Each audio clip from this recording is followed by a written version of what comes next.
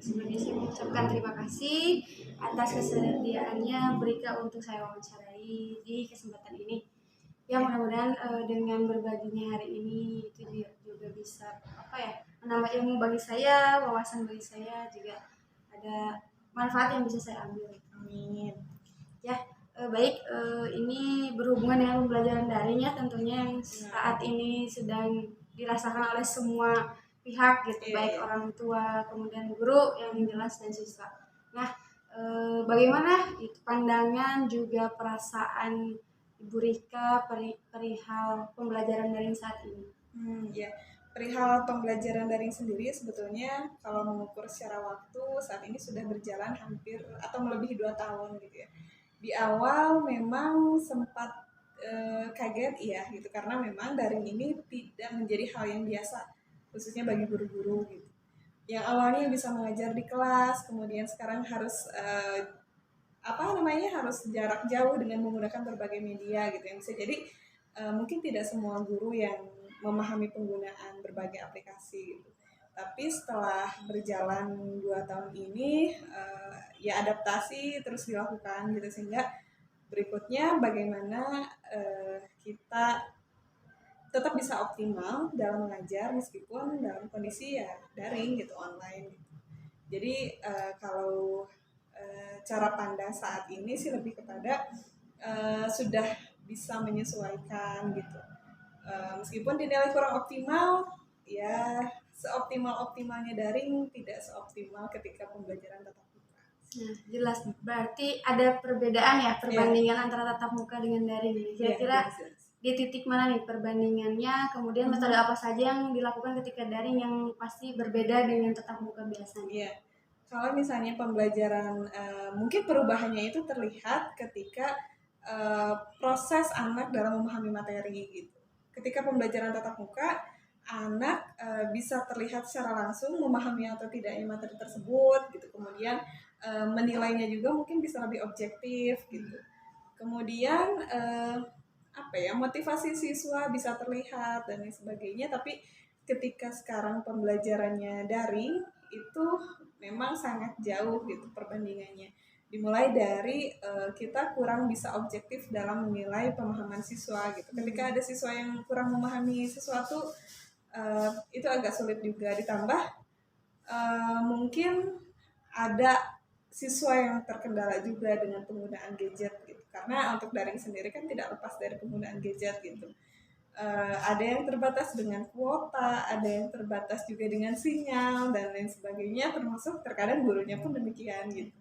Jadi perbedaan ada, kemudian dari dalam hal apa saja yang memang berbedanya, tentunya proses untuk pengajaran sampai siswa itu paham atau tidaknya agak sulit terkonfirmasi gitu. Kemudian penilaian agak kurang objektif juga gitu. Itu sih. Objektif. Oke. Berarti bagaimana nih Bu Rika sendiri gitu ya selaku guru dari kelas 6 ya? Iya, betul. Menilai peserta didiknya perihal tadi kalau secara objektif yang namanya daring gitu. Iya, betul. Tapi ada trik atau ada penilaian khusus nggak supaya kita itu bisa mengetahui nih sampai di mana siswa ini mengerti, sampai di mana siswa ini ternyata memahami materi yang disampaikan walau dalam kondisi daring gitu. Sebetulnya ada sih berbagai alat evaluasi yang digunakan. Ada Quizizz, kemudian ada juga Educandy dan beberapa aplikasi untuk mengukur penilaian, untuk mengukur pemahaman siswa melalui berbagai metode penilaian gitu. Tapi itu pun dinilai kurang objektif gitu dengan kami tetap mengajarkan bagaimana siswa untuk bisa tetap jujur gitu. Kemudian senantiasa mengingatkan itu bagaimana untuk bisa mengerjakan tugas itu secara mandiri gitu dan juga jujur. Tapi di luar itu kita tidak bisa memastikan gitu, sehingga memang yang paling efektif adalah video call gitu. Jadi ketika tanya jawab dengan siswa, kemudian ditanya perihal apa yang sudah dijelaskan melalui pembelajaran daring gitu. siswa kemudian mengungkapkan, mungkin itu yang bisa diukur lebih objektif gitu dibandingkan dengan pengerjaan soal secara tadi gitu melalui Google Form atau melalui quizzes dan aplikasi-aplikasi yang lainnya yang tidak bisa kita pantau secara langsung. Berarti melalui video call lebih terpantau gitu lebih ya, karena terpantau. ya walaupun secara jarak tapi setidaknya adalah terlihat tatap apa ya, kalau bukan tatap muka tatap maya berarti ya. Betul, Langsung betul. yang penting memang adalah yang bisa terlihat itu Iya. secara objektif. Oke, itu untuk penilaian berarti ya. Betul. Perihal kesulitan itu sendiri tadi yang disampaikan gitu, baik kuota, gadget. Nah, dari sekolah ataupun dari gurunya sendiri, itu dari ibu sendiri, apakah memiliki apa ya, kebijakan untuk siswanya atau seperti apa tuh? Pasti kan dengan beragam apa ya, beragam variabel kesulitan siswa yang pasti kan kita harus penilaian tetap, pembelajaran tetap. Jadi gimana tuh mensolusikannya? Karena pembelajaran tidak lepas dari sebuah program pendidikan yang ada di Indonesia atau di bawah naungan pemerintah. Ketika kita berbicara pilar pendidikan, itu ada 3 yang amat sangat berpengaruh terhadap tumbuh kembang siswa. Yang pertama dimulai dari pendidik ataupun guru gitu. Jadi lembaga sekolah itu memang hal yang utama juga untuk bisa dilaksanakannya sebuah pendidikan. Di luar sekolah itu ada orang tua di rumah gitu ya. Memang secara tanggung jawab ini adalah tanggung jawab dari orang tua gitu. Dan tanggung jawab orang tua adalah menyekolahkan anaknya salah satunya gitu, selain didikannya di rumah gitu. Kemudian yang terakhir adalah peran lingkungan gitu. Mungkin di sini adalah salah satunya adalah pemerintah gitu. Dengan kebijakan yang pemerintah keluarkan, akhirnya dengan keputusan SKB 4 Menteri, kita harus melaksanakan pembelajaran secara daring. Artinya ini perlu support dari semuanya gitu, bukan hanya dari pihak sekolah gitu. Perlu juga dari sekolah, orang tua memahami kondisi yang ada sehingga bisa support di rumah. Karena ketika pembelajaran daring kan orang tua yang lebih banyak terlibat. Kemudian pemerintah dengan kebijakan yang ada, kira-kira pemerintah bisa support apa terhadap proses pelaksanaan pembelajaran seperti ini. Dan dari sekolah sendiri sebetulnya tidak terlalu memaksakan orang tua untuk misalnya ikut Zoom semuanya atau gimana gitu, lebih kepada menyesuaikan, oh ternyata siswa ini secara finansial ataupun secara penggunaan gadget tidak terlalu bisa gitu, sehingga kami coba edukasi orang tuanya. Kemudian berikutnya ada subsidi kuota dari pemerintah gitu untuk orang tua yang mungkin kalau di sini secara keseluruhan mendapatkan gitu. Jadi itu ada support dari pemerintah juga. Kita memahamkan terkait kondisi saat ini kepada orang tua gitu. Bukan artinya mengembalikan secara utuh pendidikan ke rumah gitu. Tapi ketika ada ada pandemi seperti ini gitu, mudah-mudahan bisa menyadari kembali bahwa tanggung jawab pendidikan itu ada di orang tua juga gitu. Bahkan utamanya di sana. Tapi kami sebagai supporting pendidikan anaknya, ya harapannya orang tua kembali menyadari akan hal itu gitu. Kemudian bisa bekerja sama dengan sekolah untuk sama-sama meningkatkan kemampuan kita dalam hal mendidik gitu. Jadi komunikasi tentunya, kemudian support dari berbagai pihak. Berarti ada kerjasama ya, orang tua, guru, karena memang ketika di rumah ya yang terlibat pasti gitu. Apalagi anak-anak tingkatan MI ya, yang dimana kelas 1, kelas 2 itu pasti support terbesarnya memang dari orang tuanya gitu. Jadi kita pun edukasi bukan hanya kepada siswa berarti orang tua juga gitu, karena dengan berbagai permasalahan orang tua pun yang menjadi faktor terhambatnya pembelajaran anak-anak. Itu berarti itu lika-liku yang terjadi di sini ya. Kemudian apa sih harapan dari Bu Rika sendiri gitu perihal pendidikan saat ini dan nanti ke depannya gitu? Cita-cita akan pendidikan Indonesia, harapan memang besar gitu, perihal dengan mereka adalah generasi yang kelak akan menjadi pemimpin-pemimpin kita gitu, di masa yang memang kita sudah bukan lagi di usia pemimpin gitu. Nah harapannya besar dan tentunya harapan paling besar itu menyadari bahwa pendidikan ini bukan hanya tanggung jawab sekolah, tapi menyadari bahwa pendidikan ini adalah tanggung jawab dari semua pihak. Yang tadi gitu, ketika berbicara 3 pilar pendidikan, maka tanggung jawab pendidikan adalah tanggung jawab sekolah, orang tua, kemudian lingkungan yang saat ini adalah pemerintah yang mengambil kebijakan gitu. Jadi harapannya ketiga elemen ini bisa bersinergi untuk cita-cita yang sama gitu, untuk generasi yang lebih baik dari yang sebelumnya. Karena kalau berbicara pendidikan, ini adalah sektor yang paling utama sebetulnya kalau cara pandang saya gitu, dibandingkan dengan sektor-sektor yang lainnya gitu. Sektor ekonomi, sektor ya hal-hal yang lain itu bisa meningkat manakala pendidikannya itu memadai gitu. Kesehatan, ekonomi itu akan ada perubahan ketika pendidikannya, ketika pemahaman dari orang-orangnya tersebut itu ada gitu. Jadi pendidikan ini harus mendapatkan support yang paling besar gitu. Semuanya menyadari tujuan pendidikan arahnya kemana, kemudian semuanya pun support terhadap pendidikan yang ada. Insya Allah harapan kita mungkin kalau misalnya dengan tolak ukur PISA gitu ya, yang bisa yang menjadi penggaris pengukur pendidikan di berbagai belahan negara gitu di dunia, ya nampaknya ketika kita bersama-sama gitu, kemudian punya cara pandang yang sama, punya cita-cita yang sama, ya insya Allah gitu, pendidikan Indonesia, anak-anak Indonesia akan semakin berkualitas dan bisa memperbaiki kondisi yang ada, kemudian bisa memajukan berbagai sektor yang ada, dan akhirnya ya bukan hanya pendidikannya yang akhirnya berjaya atau pendidikannya yang akan berhasil gitu, tapi semua sektor akan berhasil. Amin ya. Karena memang kunci sukses generasi yang akan datang itu pasti dari pendidikannya ya. Dari pendidikan. Semua dimulai dari pendidikan. Karena jadi apa ke depannya juga tergantung pendidikannya, baik di rumah pendidikannya, apalagi di sekolah.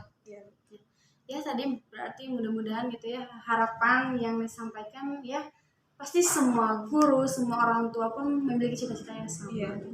Tinggal tadi kerjasama, kemudian support, apalagi dalam kondisi saat ini yang harus saling sangat gitu, di mana tidak bisa hanya mengandalkan satu variabel saja gitu, pasti semuanya harus saling, karena ya mengingat kondisi saat ini yang masih pandemi gitu. Mudah-mudahan segera normal kembali, anak-anak bisa kembali bercengkrama di sekolah gitu, normal kembali gitu, supaya yang mereka dapatkan itu benar-benar optimal gitu, pembelajarannya, pendidikannya gitu.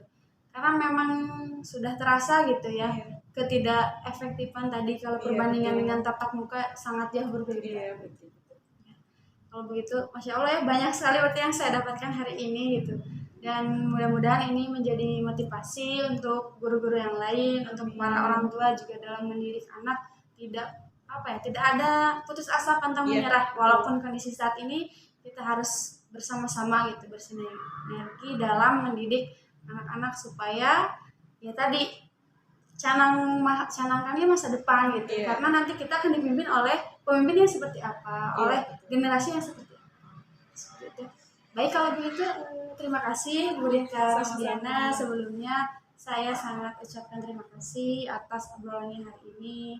Ini sangat bermanfaat. Mudah-mudahan juga apa yang dibagikan itu juga menjadi pahala gitu buat Ibu, juga ilmu untuk saya juga. Amin. Terima kasih juga memberikan kesempatan saya untuk berbagi, untuk menyampaikan apa yang saya rasakan saat ini. Sami-sami ya, kalau gitu saya izin pamit. Mudah-mudahan nanti kita bisa ketemu lagi, bisa ngobrol lagi. Baik, kalau itu saya pamit. Terima kasih. Assalamualaikum warahmatullahi wabarakatuh. Waalaikumsalam warahmatullahi wabarakatuh.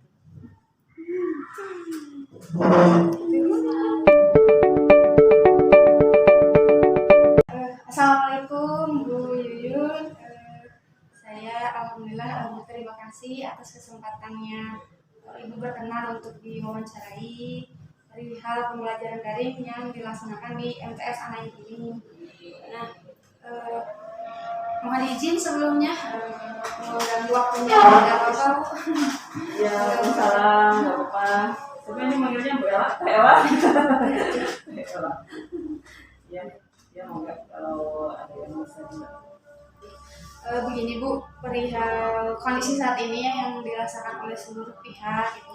Apalagi ibu yang berprofesi sebagai guru tentunya merasakan hal yang sama, juga yang berefek pada seluruh siswa juga ya, perihal dengan pembelajaran daring saat ini. Nah, pandangan apa atau perasaan apa yang ibu rasakan gitu ya mengenai pembelajaran daring yang dilaksanakan saat ini, yang mengingat sudah hampir menginjak waktu 2 tahun ya Bu ya kalau tidak salah.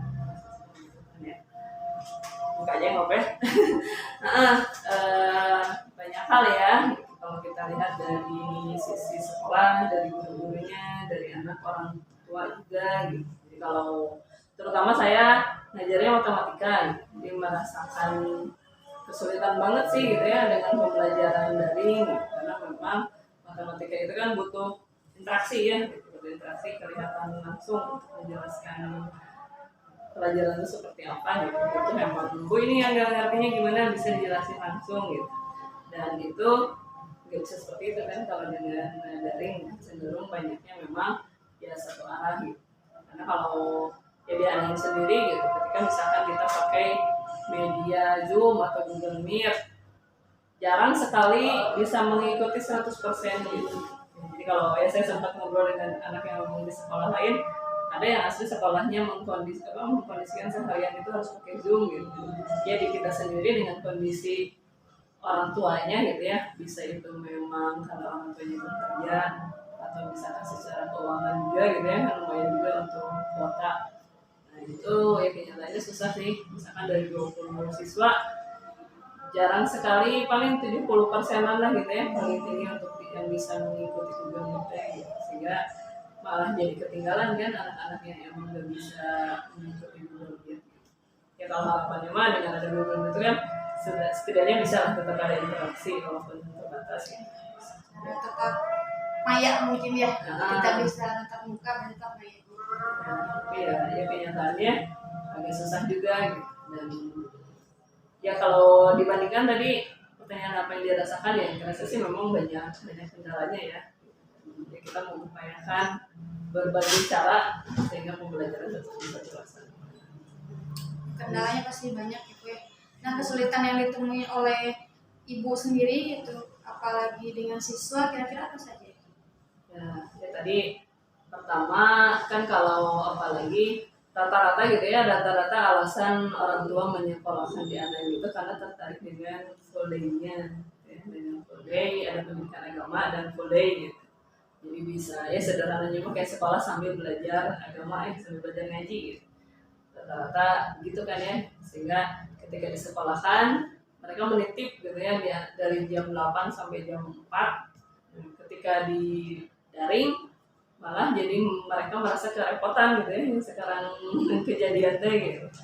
Nah itu sih gitu yang pertama ya, sehingga peran orang tua ketika masih tadi punya tuntutan yang asalnya mereka menyerahkan ke sekolah, sekarang harus punya peran lebih gitu. Nah itu yang memang harus terus dijalin juga gitu ya. Jadi ya tapi kita juga memang nggak bisa maksa ya ketika memang kondisi si orang tuanya yang bekerja gitu, sehingga tidak bisa mengawasi gitu. Karena kenyataannya anak-anak MTS juga masih banyak lah yang memang harus disuruh-suruh gitu ya, kesadaran untuk mereka belajarnya. Kalau nggak sama orang tuanya disuruh, mereka lebih suka malah di game gitu kan, di HP banyak godaannya gitu. Itu sih yang pertama tadi tentang apa ya, sama-sama punya kesadaran tentunya kan gitu. Ya orang tua itu kondisinya begini, udah bukan keinginan dari guru juga kan kondisi begini gitu. Itu yang memang harus ya kadang kayak belum muncul gitu ya dari sisi orang tua sendiri gitu.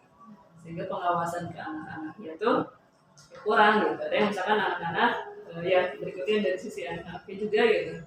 Ada yang memang pagi-pagi ngisi absensi, oh kelihatan kayak hadir gitu. Ternyata pas memang kita tanya nggak respon gitu ya, nggak tahu anaknya kemana lagi setelah absen mah gitu. Sehingga ya hadir saja gitu. Dan ya gitu, jadi kontrol kita ke mereka juga kan susah ya gitu. Kita nggak bisa langsung menegur lah gitu. Beda ketika dengan pembelajaran tetap muka gitu ya. Ada anak kelihatan ngantuk bisa kita tegur suruh cuci muka atau apa gitu. Tapi ketika kayak gitu kan ya kita juga terbatas ya gitu untuk bisa mengingatkan anak fokus lagi juga susah gitu. Itu dari sisi anaknya